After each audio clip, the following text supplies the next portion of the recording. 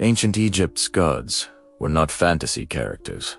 They were a system designed to explain reality and control life itself. To the Egyptians, gods were not distant beings in the sky. They were forces woven into the river, the sun, the soil, and the human body. Religion in ancient Egypt was not separated from daily life, because daily life was the religion. To understand why Egyptian gods looked the way they did, you must forget modern ideas of belief and think in terms of function. A god was not defined by personality first, but by what it did for the world. The universe, in Egyptian thought, balanced on a fragile principle called Mat, meaning order, truth, and harmony. Without Mat, the world would collapse into chaos, darkness, and endless conflict. Every god existed to protect Mat from its opposite, chaos, which the Egyptians called Isfit.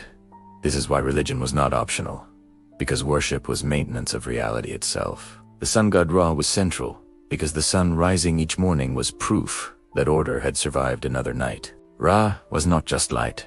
He was time moving forward, kingship, and legitimacy. Each night, Ra traveled through the underworld, battling the chaos serpent Apophis to ensure dawn returned. That battle explained why darkness was dangerous and why rituals mattered. Osiris represented death, but also rebirth, because death without rebirth would mean chaos wins. His murder by Seth explained violence, betrayal, and disorder in the world. His resurrection explained why life continues even after loss. She represented the power of knowledge over brute force. Horus, her son, symbolized rightful kingship, because Egypt needed a divine explanation for political authority. Every pharaoh ruled as Horus in life and became Osiris in death.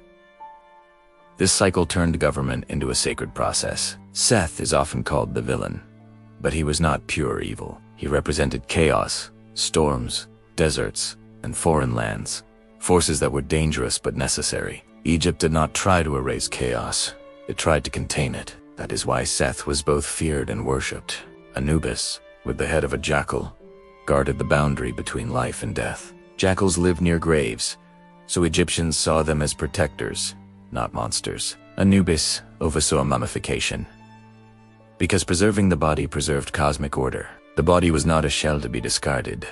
It was an anchor for the soul. The soul itself was divided into parts, like the Ka, Ba, and Ak, each with a role. Religion explained how these parts stayed together after death. The gods' animal forms were not symbolism in the modern sense, but visual logic. Animals embodied qualities humans respected or feared. Falcons saw far and ruled the sky, so Horus wore a falcon's face. Cats killed snakes and protected homes, so Bastet became a guardian goddess. Crocodiles ruled the Nile's danger, so Sobek controlled its power. These forms made divine forces understandable and predictable. Temples were not places for public worship like modern churches. They were houses for gods, where priests performed rituals to keep the universe stable. Ordinary people interacted with gods through festivals, amulets, prayers, and household shrines. Religion shaped time itself, because the calendar followed religious festivals and cosmic cycles. The flooding of the Nile was not random.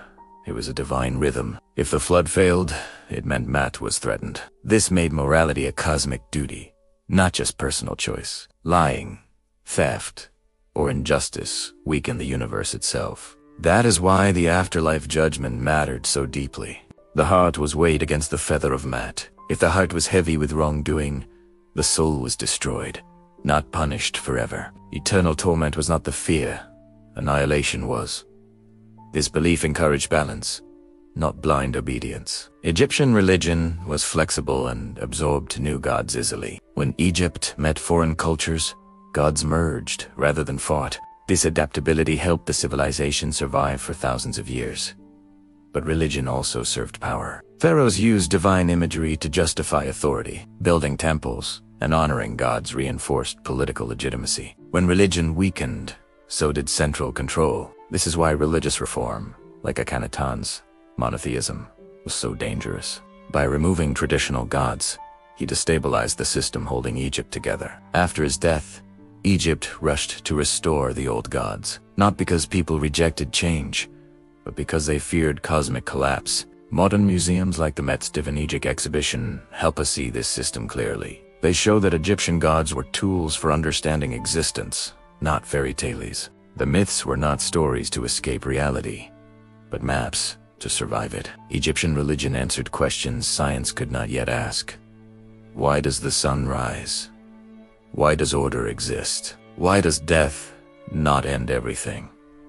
The gods were the answers. They shaped law, medicine, architecture, politics, and family life. To remove them would have been to remove meaning itself. That is why Egyptian religion lasted longer than almost any belief system in history. It was not about blind faith, but about balance.